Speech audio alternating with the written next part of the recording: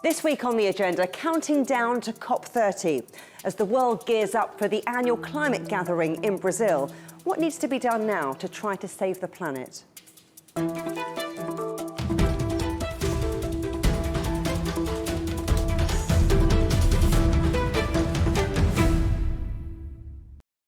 Global leaders, climate experts and NGOs are now in the city of Belém, Brazil, ready for the negotiations to begin at COP30. They're gathering at the place known as the Gateway to the Amazon against a rather depressing backdrop, with the latest figures showing global temperatures still rising and climate targets missed by almost every country in the world.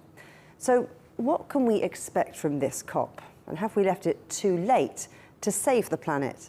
Here with me now is Juliet, former Executive Secretary of the United Nations Framework Convention on Climate Change. It's great to have you on the agenda. Now, most of the global leaders have come and gone.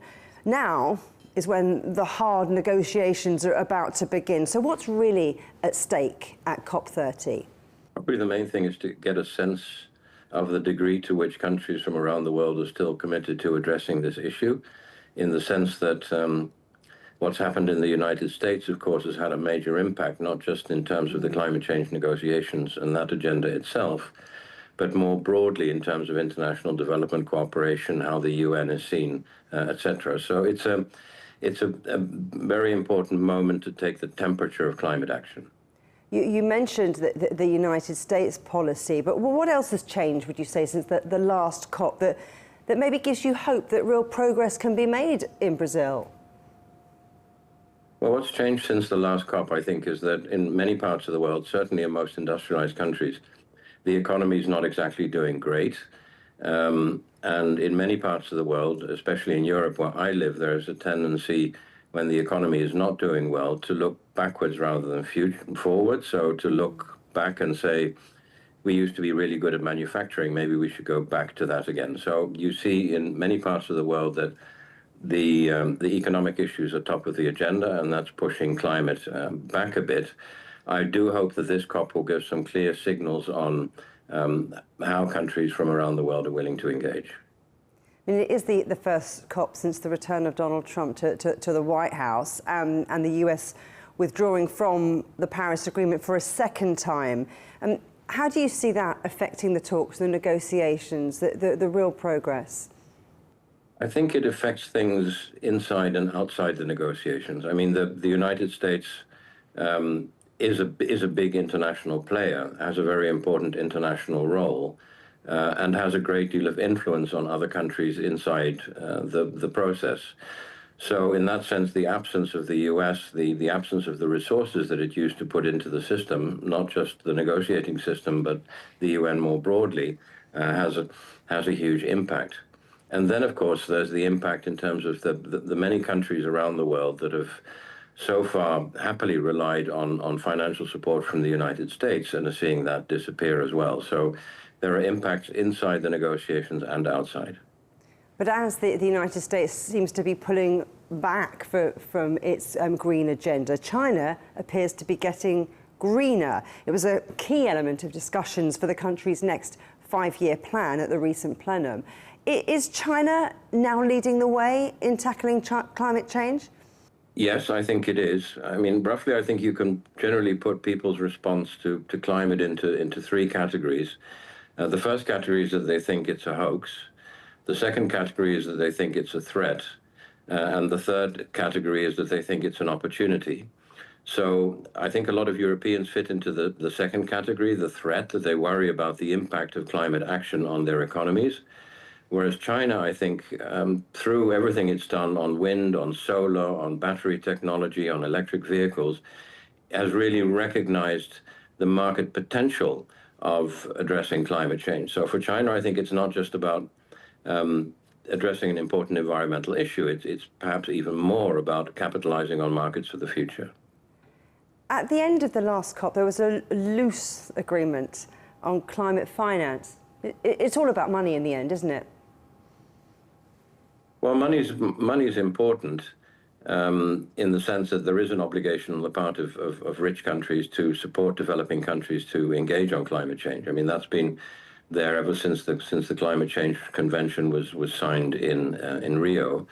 But at the end of the day, to my mind at least, public finance is always going to be the icing on the cake. At the end of the day, there has to be a sound business case that engages the private sector.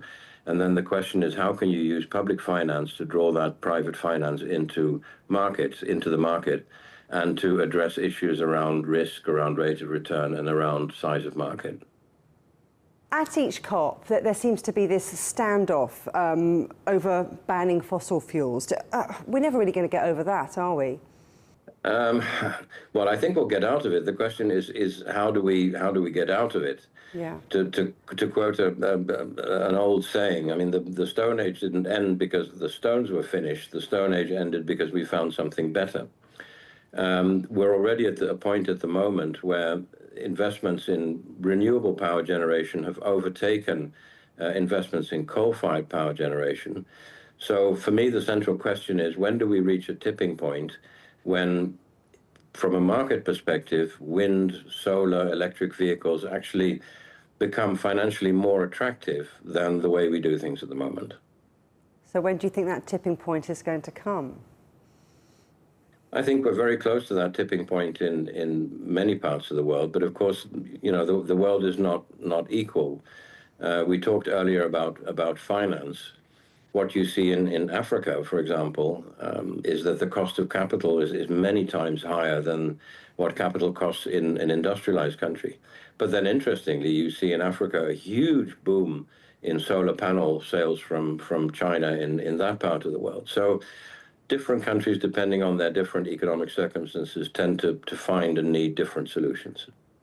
And what about those most vulnerable countries, the ones who tend to be more adversely affected by the ravages of climate change? Should more be done to help them by the richer countries who are polluting more? Definitely. I think when I got into this issue, I must confess, 30 years ago, the only item on the agenda was reducing emissions. And now I think there's almost equal attention for addressing the impacts of climate change and addressing the concerns of vulnerable countries. But here, once again, you know, with aid budgets around the world declining the way they have been in recent years, it's difficult to find public finance to support adaptation. And it's probably more difficult to make a business case, a commercial investment, around adapting to the impacts of climate change than around reducing emissions. If you could send one message to those attending COP30, what would it be and why?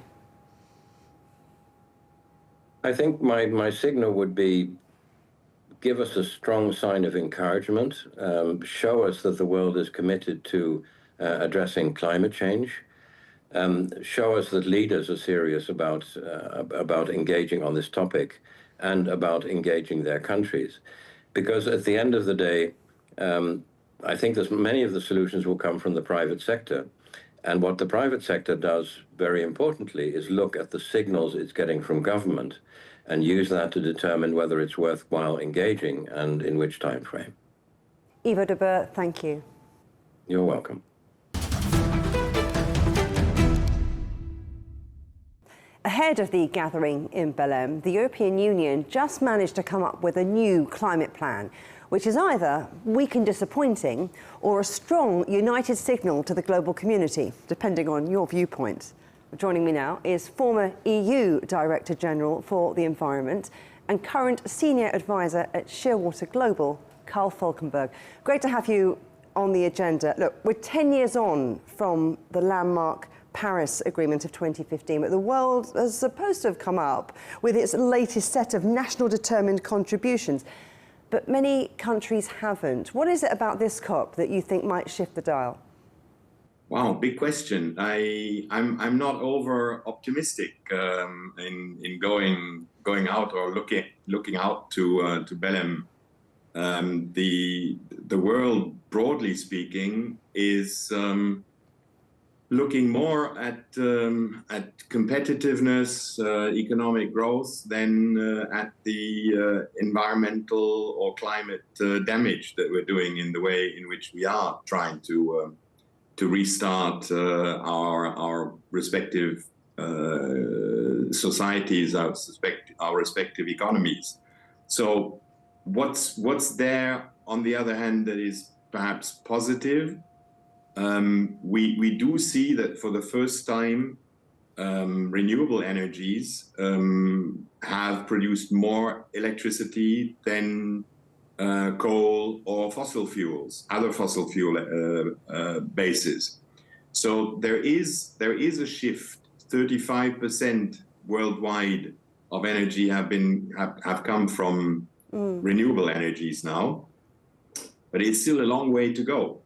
We still need to get off major amounts. Europe, I think, still is in a leading position because we have effectively decoupled economic growth from using fossil fuels.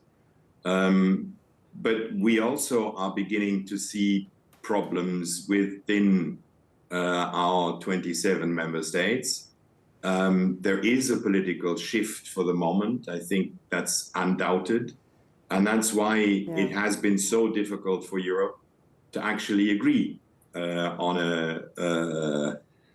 a new target for 2040 to be presented at Belém.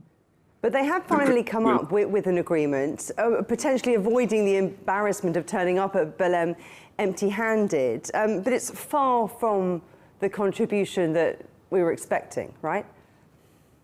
Well, it basically still confirms the 90% reduction by 2040. But the one thing that critics are looking at is that there is a potential of up to 5% of reductions being reached via credits, i.e. reductions in other countries.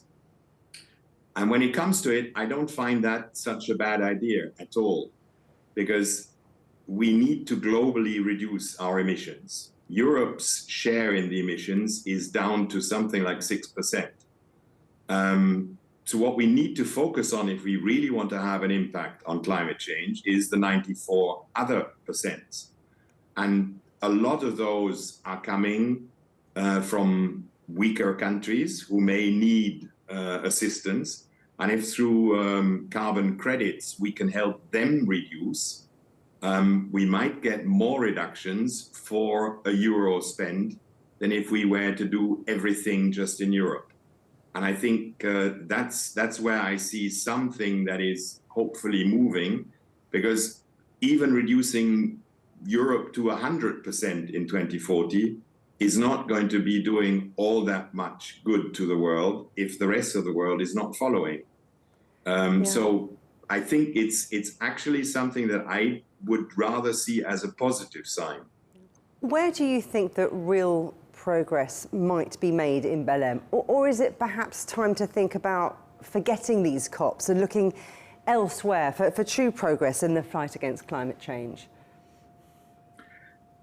I have been critical of the COPs for a long time. I think they are oversized and they're not very efficiently run. And we can see that in individual countries, not necessarily at the national level, but at the municipal level very often, at federal state level, at the level of individual companies, we do see things moving.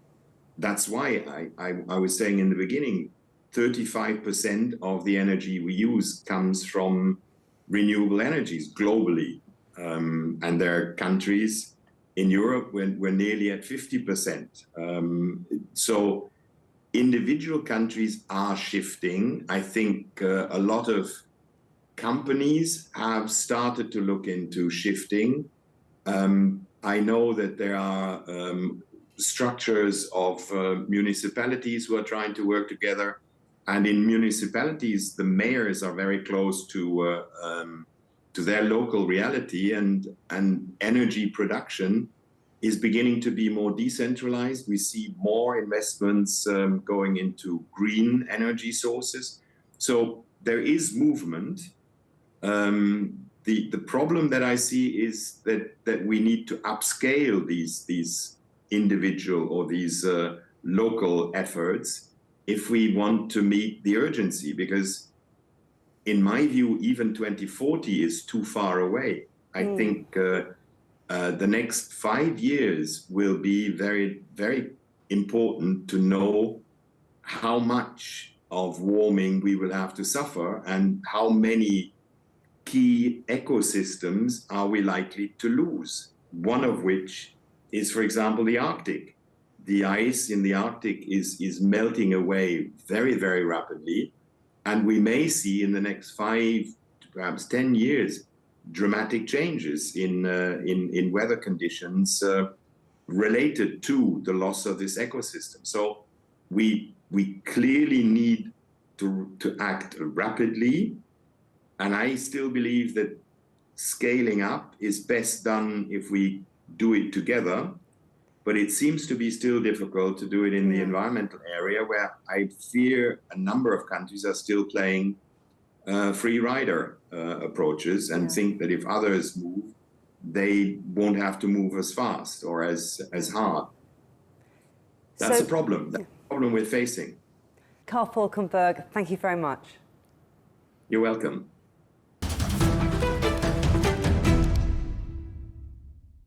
And let's continue now with our discussion of what's at stake at COP30 in Brazil. Joining me now is Benjamin Horton, Dean of the School of Energy and Environment at Hong Kong University. Great to have you on the agenda. Now, the UN announced this week that the world has failed to meet its main climate change target of limiting the rise in global temperatures to 1.5 degrees Celsius, and that will likely breach that threshold in the next decade. Is it game over, or can something happen at this COP to change it? Well, I think to answer that question, it's important to understand how critical that threshold is. I mean, that threshold was set by the scientific community. We were asked, I would say, about over 10 years or so ago now, to say, well, with the increase in greenhouse gases, we know our temperature's going to rise, but what limit should we place on it so you don't pass important planetary boundaries? And so the scientific community came together and said, well, the threshold is 1.5 degrees C. And I was involved in some of that research to the aspects that I study, which is sea level rise. We studied observational measurements, we looked at models, we looked at geological evidence of the stability of the Antarctic and the Greenland ice sheet. And we stated that if temperatures went above 1.5 degrees C and stayed there, that these ice sheets would become unstable and would result in multi-metre sea level rise. And multi-metre sea level rise inundates every single coastal city on planet Earth. And we live along the coastline, we work along our coastline, and our infrastructures along our coastline, even if you don't think about our valuable ecosystems. So we set this threshold. It was part of the Paris Agreement in 2005, and I don't think any scientist thought that society would be stupid enough not to listen to these experts, and then we find out in 2024 and 2025 that we've overshot this threshold. So it's exceedingly worrying. What we don't know as a scientific community is how long we can stay above this threshold before these tipping points are crossed. And the important thing to be aware of is that when these tipping points are crossed, they're permanent, certainly within a human lifespan. So you wouldn't be able to regrow an ice sheet, for example, to stop that multi-metre sea level rise. So we need to rapidly start to think about transitioning away from petroleum to lower the amount of carbon dioxide being emitted into the atmosphere and try to return our temperatures below this threshold. But there does seem to be a big gap in ambitions, doesn't there? I mean, China's target has been called modest by some, but it's probably achievable, cutting greenhouse gas emissions by 7 to 10% by 2035. Is it now time to look beyond the Paris Agreement? Well, I think what we'd obviously always hoped was that innovation, be that in science, technology, engineering, would outpace the rate of climate change. And what we're seeing is the complete opposite. We're seeing that climate change is accelerating now. Hurricane Melissa is an example of that, with some recorded wind gusts in excess of 400 kilometers per hour, numbers that we hadn't ever dreamed that would occur on planet Earth. What we'd hoped is that the innovation, I mean, there are positive signs through the COP meetings. The COP meeting in Glasgow, COP26, started to show that the national targets with innovation would mean that we would go away from the highest emission scenarios to a lower emission future, which would take our temperature ranges, instead of warming the Earth by the end of this century by 3 to 5 degrees, somewhere between 2 and 3 degrees. But that still is a significant overshot. But there's a caveat to that. When we had COP26, we were only just at the beginning of the Ukraine war. We didn't think that that would last as long as it would do, with the horrific effects. We didn't have the Gaza war, and that we didn't have the explosion in energy required for AI data centers. So I think there's a lot of uncertainty on how fast we're going to overshoot. I just think that for the climate community, we're really trying to emphasize this urgency for innovation, this urgency for transition away from fossil fuels to the cheaper, more sustainable alternative of renewables. You mentioned Glasgow, and the goal of curbing deforestation was affirmed there at COP26 in 2021. But that initiative is now stalling. Belém is a port city, a gateway to the Amazon. Is it the ideal place to push that agenda again, do you think? Well, again, with climate change, there are two parts to it. The first part is to reduce your emissions, but then the second part is to preserve the natural world. And why we need to preserve the natural world, just for climate change, if we ignore biodiversity, health impacts, but just for climate change, because that acts as the natural absorption of carbon dioxide. About 70% of the carbon dioxide that we emit when we turn on a light, when we turn on our cars, is absorbed by our oceans and our land. So what we need to do is desperately preserve that. And the Amazon, well, we think of it as the lungs of our planet. Under the previous administration, you had record-breaking deforestation. Within the current administration, there has been a significant reduction in deforestation, but I'm still using the word deforestation. Yeah. There hasn't been a change in sign to afforestation. So we're still not preserving what we have, and it's so critical for solving climate change. Climate change, is a very, very complex problem, but the solutions are relatively simple. Reduce the amount of emissions, and we have an alternative now in our renewables that in many cases are cheaper than our petroleum, and preserve our natural ecosystems. So having a conference in Brazil at the mouth of the Amazon is incredibly important. It certainly is a better optic than the previous two meetings, which took place in petrostates. So hopefully the optics will energize people, then they'll realize the importance of preserving the natural world for climate change, for biodiversity, for human health. You talk about it inspiring the world, but what do you think about the role of China leading the charge when it comes to wind, when it comes to solar, and placing the green transition at the very heart of its latest 5-year plan? Well, I think with the geopolitical change that we've seen in the United States over the last 9 months, and the attack on science, and particularly in climate science, with the leader of the free world calling it a con job, we need to think of alternatives. Europe, the United Kingdom, has always been very strong on climate change.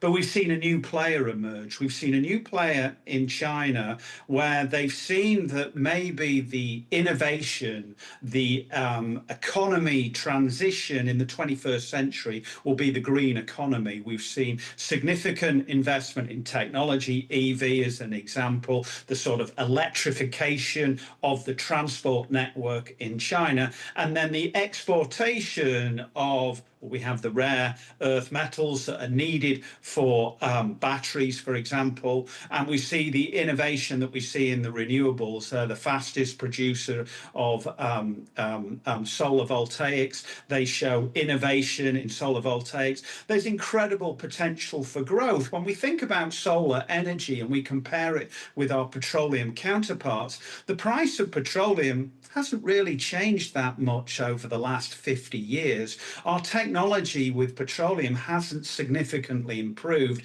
except that we have to go deeper and deeper to mine these products. But solar energy has improved in its cost, and there's so much more to gain. We only basically collect around 20% of the available energy from solar. So if we can innovate in that regard, there's so much more to gain. There is the potential with solar energy that if we innovate properly, that the price of solar could be an order of magnitude less than it is today. And that would be a complete game changer when you want to think about anything else to do with society. And if in climate change, carbon capture and storage, that cannot be applied at a global scale because of its colossal cost, well, the colossal cost is related to the cost of energy. Imagine what we could do if we put our innovation, our drive, our geopolitical will into trying to reduce even further the price of solar and wind and geothermal. And the leader at the moment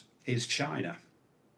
Benjamin, what's the best you're hoping for from this climate summit? What needs to happen in 2 weeks' time?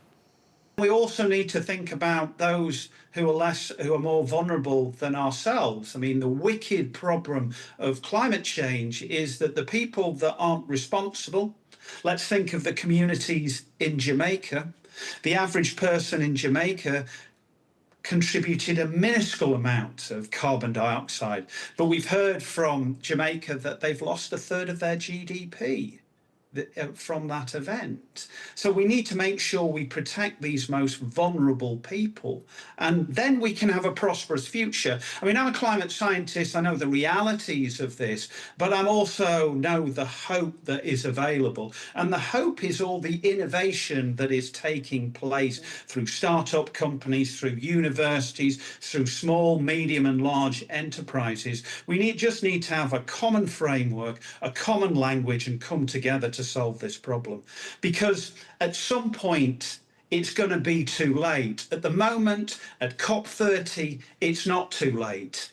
But if we haven't done anything, I would say by COP35, then we're in real trouble, because these planetary boundaries would have been passed, and it'll be a point of no return. Benjamin Horton, thank you very much. Thank you. You can watch every episode of The Agenda in full on CGTN Europe's YouTube channel. And for exclusive extra content from me, my guests and the rest of the team, don't forget to check out The Agenda Show on TikTok. Coming up on a future agenda, rebuilding Gaza. We'll examine just how to tackle the reconstruction and who will end up paying for it. But for now, from me, Juliet, Mann, and all the Agenda team here in London, goodbye.